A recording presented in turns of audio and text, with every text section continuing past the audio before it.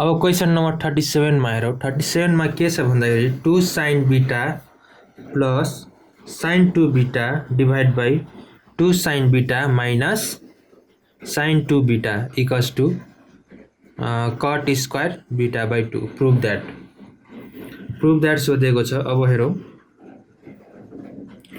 हामी सबभन्दा सुरुमा LHS लाई लिन्छौं। LHS इक्वल्स टू रहेको छ 2 sin beta plus sin 2 beta divide by 2 sin beta minus sin 2 beta. अब हामीलाई के थाहा छ भन्दा sin 2 theta equals to 2 sin theta cos theta हुन्छ। हो हामी यो फर्मुला एप्लाई गर्छौं। यो फर्मुला एप्लाई गर्दा 2 sin beta plus 2 sin beta cos beta हुने भयो divide by 2 sin beta minus 2 sin beta cos beta. त्यसैगरी अब यसमा के कमन आउने भयो त हाम्रो sin 2 बीटा कमन आउँछ, बाँकी बस्छ के 1 प्लस cos बीटा। त्यसैगरी मुनि पनि sin 2 sin बीटा कमन आउँछ, बाँकी बच्छ 1 माइनस cos बीटा, बाँकी बच्छ यो दुईटा के भयो त क्यान्सल। यो दुईटा क्यान्सल भइसकेपछि बाँकी बच्छ हामी 1 plus cos beta divide by 1 minus cos beta. अब हामी के हेर्छौं भन्दा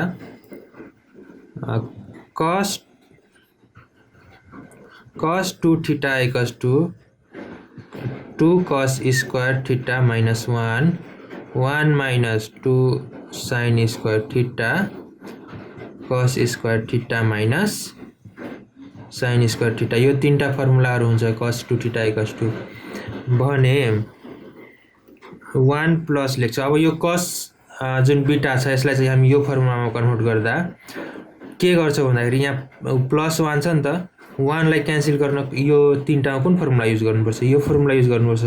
त्यही भएर हामी कुन फर्मुला युज गर्छौं? cos 2 cos square beta by 2 minus 1 minus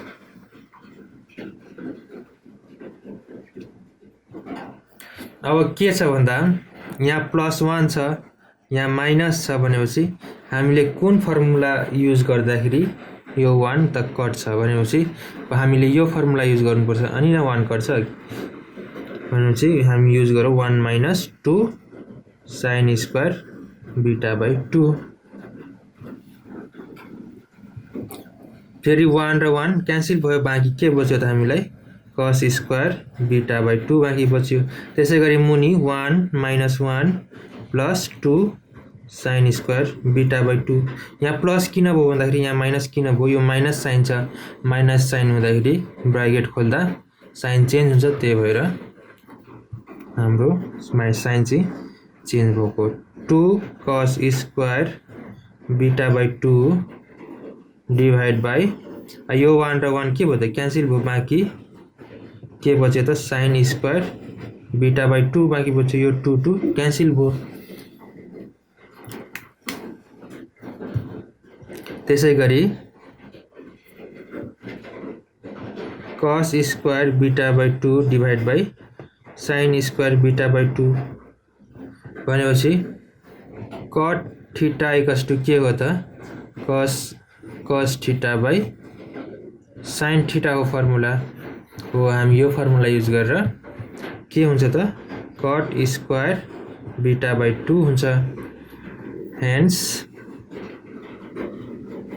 hence LHS equals RHS proved।